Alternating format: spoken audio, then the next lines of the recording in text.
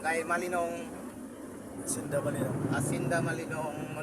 Magandang araw naman po mga kapapa. Welcome naman po sa ating panibagong araw, panibagong vlog. So ang video natin mga kapapa, magta-travel po tayo sa puntang Southern Negros. So dito mga kapapa, sa pag-start pa lang sa aming pagta-travel, medyo malakas na ang kupit ng bagyong Bibingka. Malakas na po ang ulan mga kapapa. Ayan. Dito mga kapapa, makikita natin sa ating video na malakas ang ulan dito at madilim na po ang kalangitan dito po sa part ng Southern Negros. So dito mga kapapa, palabas pa lang po kami ng Bacolod City. Ito po ay papunta po ng Southern Negros. Yan mga kapapa, subaybayan na lang po ninyo ang ating video mga kapapa. So shout out na lang po dyan sa mga ating mga team. Unang-una po sa ating idol na si Presidente Guimaras, si Bentorero TV, yan, si Mahina Smile MRB, yan mga tapos si Lakas ng Negros ni Galab, shoutout si Malaya Channel, yan, shoutout na lang po sa inyong lahat dyan at lalo na sa ating mga subscriber, yan. Sana po mga kapapa ipagpatuloy nyo lang po ang suporta yan sa ating channel mga kapapa. Ayan.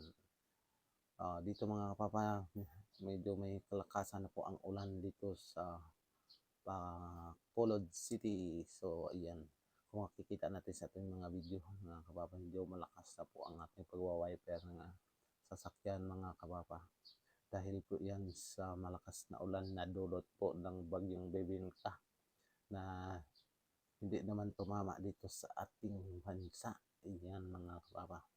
Dito mga kapapa, medyo ang ulan lang po ang may pinakamalakas, ang malakas na ulan po ang dulot po ng bagyong Bebinka.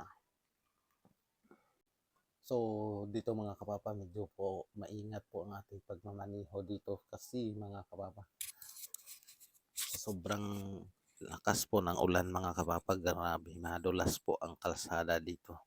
Yan, ito na po tayo sa Barangay Sumag, Bacolod City mga kapapa. So yan, makikita natin malakas pa rin ang ulan. So walang hopay po ang ulan dito mga kapapa. So yan, medyo ang sinusundan po natin mga kapapa, medyo hindi po natin masyadong makita mga kapapa. So ang ginagawa ko dito mga kapapa, medyo break distance lang po tayo mga kapapa. Kasi ang tindi talaga ng dulas, may kondalosan talaga ang daan dito mga kapapa. So sa mga ganitong mga malakas ang ulan. So ito na po ang Barangay Sumag mga kapapa. So makikita natin dito mga kapapa, umiilaw na po ang mga sasakyan na galing po ng Southern Negros. At talaga ng mga kapapa, napakatindi o walang hupay yung ulan dito sa dulot po ng bagyong Bibingka dito po sa papuntang Southern Negros Occidental. So mga kapapas, sa mga lahat na po mga driver dyan, medyo ingat lang po tayo sa ating pagmamaniho kasi hindi natin siguro yung takbo ng brake sa ating mga sasakyan kasi sa madulas na kalsada yan mga kapapa. So dito mga kapapa, ito po ang Bago City. So yan, makikita natin dito medyo may pagkadiliman na po ang ating makikita dito kasi dahil pa rin sa walang hupay na ulan mga kapapa, dulot po ng bagyong Bibingka. So dito mga kapapa, makikita natin dito sa ating dinadaanan mga kapapa, walang hupay pa rin ang malakas na ulan na dulot po ng bagyong Bibingka dito. Yan. So itong makikita natin ng mga umiilaw mga kapapa na mga sasakyan, galing po yan mga kapapa sa Southern Negros. So galing po sila yan siguro galing sila ng Kabangkalan mga kapapa. So ayan, makikita natin dito mga kapapa na hindi naman masyadong malakas ang hangin dito sa Southern Negros. Ito pala mga kapapa ang tulay po ng Bago City. Ito po ang pinakamahabang tulay dito sa Southern Negros mga kapapa. So hindi lang natin makikita yung ilalim kung tumaas pa talaga ang tubig dito sa Bago River mga kapapa. So kasi medyo nagta-travel tayo mga kapapa, hindi natin masilip doon sa tagiliran natin kasi medyo maingat po tayo sa ating pagmamaneho dahil po sa may kadulasan po ang kalsada kasi sa basang-basa po sa dulot po ng malakas na ulan na galing po ng bagyong Bibingka. So ayan mga kapapa na papunta na po tayo ng Southern Negros. Ayan. So sana safe po ang ating travel ngayong araw po ng paparating na bagyong Bibingka mga kapapa. So ito na po ang Municipality of Pulupandan. Nasa highway pa rin tayo pero nasakupan na po ito ng Municipality of Pulupandan, Negros Occidental. Dito yan, pinaikot-ikot ko po yung camera dito para makita po natin mga kababa. So ang pangyayari sa gitna at sa tabi po ng kalsada dito po sa Southern Negros Occidental. So dito makikita natin dito na medyo hindi naman masyadong malakas ang hangin na kung makikita natin sa mga reaksyon po ng mga kahoy dito, ayan, medyo relax naman po sila, no? Hindi masyadong gumagalaw po mga dahon ng mga kahoy dito sa Southern Negros o dito sa Pulupandan, Negros Occidental. Pero wala pa rin hupay ang ulan mga kapapa, mula po ng umpisa po tayo nag-travel galing po ng Bacolod City papunta na po dito ng Southern Negros o sa Pulupandan, Negros Occidental. Dito po mga kapapa sa Mabini na sakupan pa rin ng Municipality of Pulupandan. So yan, sa kanan po natin yan po, dumadagat po dyan ang tubig mga kapapa dahil po yan ay palayan po dati. Pero mga kapapa, hindi naman tulad ng dati na ang tubig dyan umaapaw sa kalsada. So sa ngayon siguro mga kapapa, medyo mataas na po ang level po ng kalsada kaya hindi po ang tubig umabot sa kalsada. So dito mga kapapa, ito na po ang coastal road ng Valladolid, Negros Occidental. So makikita natin dito sa ating kanang bahagi po ng ating video ang dagat mga kapapa. So medyo may kalakasan na po ang mga alon dito at may kalakasan na po ang hangin na dulot po ng bagyong Bibingka mga kapapa. So kung makikita natin dito, yan, wala pong mga sasakyan o tao na makikita po natin dito. Pero mayroon po tayong makikita ng mga sasakyan dito. Yan, mayroong tricycle na sinusuong po ang makas na ulan. Ayan, makita natin sa reaksyon po mga kababas sa mga dahon po ng mga kahoy dito na may kalakasan na po ang hangin na nanggaling po ng dagat mga kapapa. Pero mabuti lang sa ngayon mga kapapa kasi ang dagat hindi na umabot dito sa kalsada mga kapapa dahil siguro sa level na lang, sa level po ng kalsada na medyo mataas. Dito po dati mga kapapa, ito po ang tulay mga kapapa, kung makadaan ka po dito sa Valladolid yan, maapaw po yan dati. Maabot po sa kalsada po ang dagat. Dito po, ito po ang Barangay San Juan po ng Pontevedra Negros Occidental. So dito po mga kapapa, may kalakasan po ang baha dito mga kapapa. Umapaw na po ang mga kanal dito sa ang tubig sa kanal mga kapapa, umapaw na po. Umabot na po sa kalsada. So dito mga kapapa, ang kalsada dito na may tulang o sapa na, o hindi na natin makikita yung mga line ng kalsada dito mga kapapa.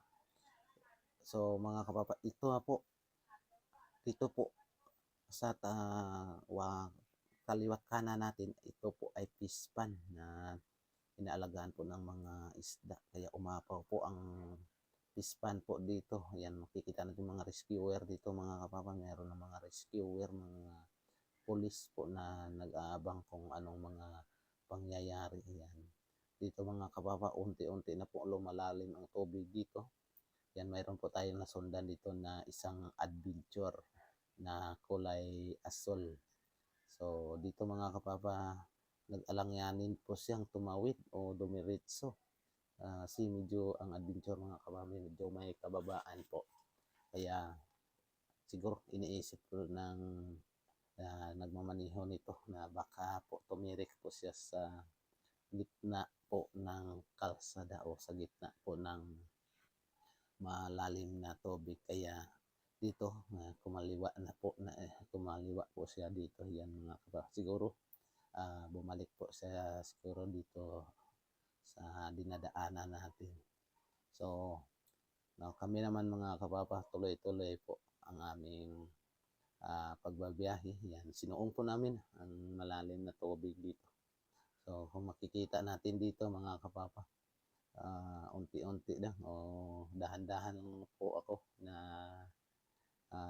pagtatakbo sa ating sasakyan. Mayroon po tayo dito nakasalubong na isang rescuer na galing po ng La Carlota City. So ito pa lang ang dinadaanan natin ng kalsada ito. Lusot po ito ng Barangay Sibukaw, San Enrique, Negros Occidental. Kung makikita natin dito ang tricycle o tinutulak nila mga kapapa.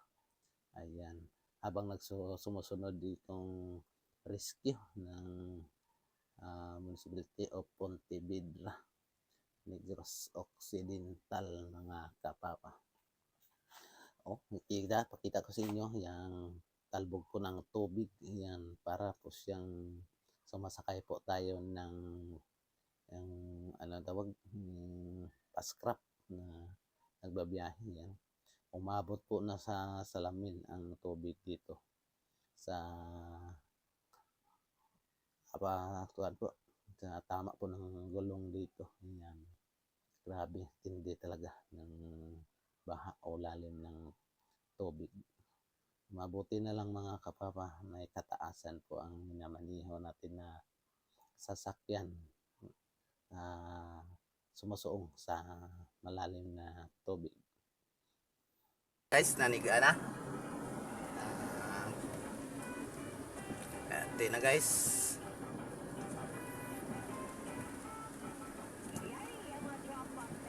Nag-awas na din. Ginabantayan na din sa mga rescue.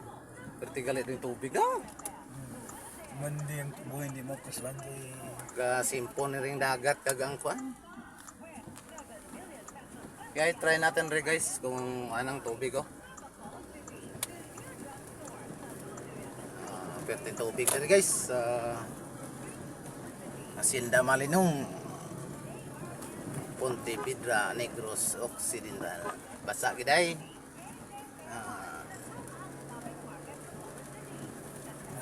Gadagat na din guys oh. Nan. taas mo portion yan. Medyo taas diri nga side guys, taas-taas. May ara naman tada guys oh. May makita naman tang tulay. Yan tay na da guys oh. Grabe guys. Oh, nag-awas na guys. Nagdagat na di guys. Kita nyo guys oh, palibot. There is Hacienda Malinong. Pontevedra, Negros Occidental. And try natin guys kung kaya sa aton nga car. Sa dagat na guys oh. Ate. Okay guys, ang update naton sa bagyong Bibingka. Update diri sa Negros Occidental nga tubo guys oh. Tubo. Tunga ng mga tubo di guys. Nag-awas ang dalan sa Taytay. Update. Salamat. Thank you for watching. Bye-bye.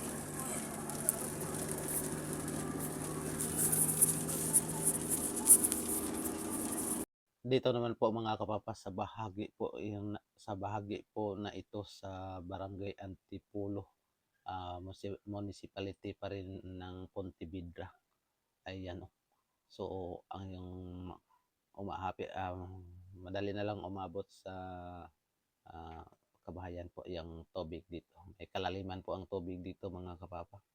So grabe, sobrang lalim na po dahil po yan sa tulot pa rin ng bagyong si Bingka na grabe ang tindi ng ulan dito sa Antipolo. So dito mga kapapa sa palabas po ng Municipality of La Castellana, wala pa ring hupay ang ulan mula Bacolod City hanggang dito mga kapapa. Era. Bawar mo lang. Sabi ko dalong.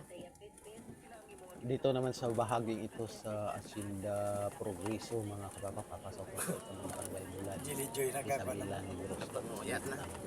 So may kalaliman po ang tubig dito kaya pinakuna ko po itong isusupoy para malaman po natin kung ano o gaano kalalim po ang tubig na tulot po dito sa bagyong Bibingka.